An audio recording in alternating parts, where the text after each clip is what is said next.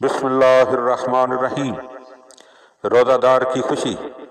قال الصادق علیہ السلام للصائم فرحتان، فرحۃ عند افطارہ و فرحۃ عند لقاء ربہ۔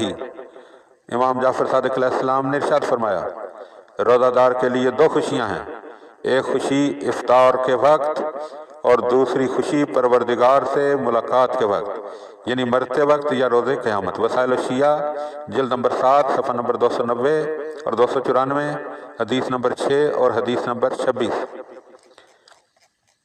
جنت کا دروازہ۔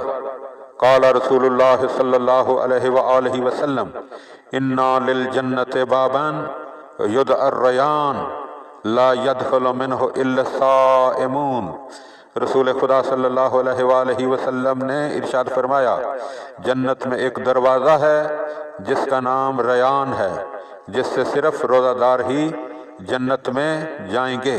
وسائل الشیعہ جلد نمبر 7 صفحہ نمبر 295، حدیث نمبر 31، معنی الاخبار صفحہ نمبر 116۔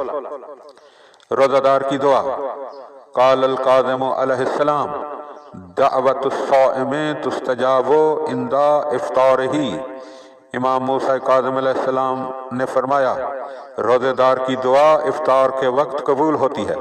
بحار الانوار جلد نمبر 93 صفحہ نمبر 255، حدیث نمبر 34۔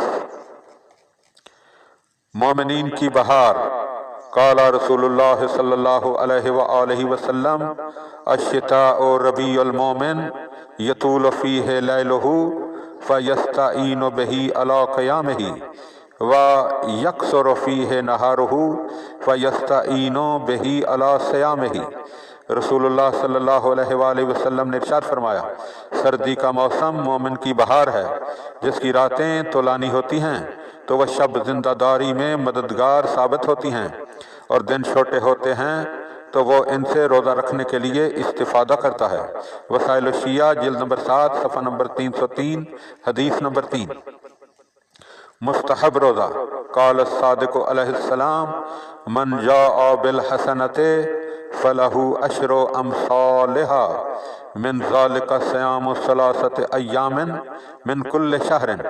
حضرت امام جعفر صادق علیہ السلام نے ارشاد فرمایا، جو شخص کوئی نیک کام انجام دیتا ہے تو اس کو 10 گنا اجر ملتا ہے، اسی میں سے ہر مہینے میں 3 دن کے روزے رکھنا بھی شامل ہے، یعنی مومن 3 روزے رکھے گا ہر مہینے میں تو اللہ اسے پورے مہینے یعنی 30 روزوں کا اجر عطا فرمائے گا۔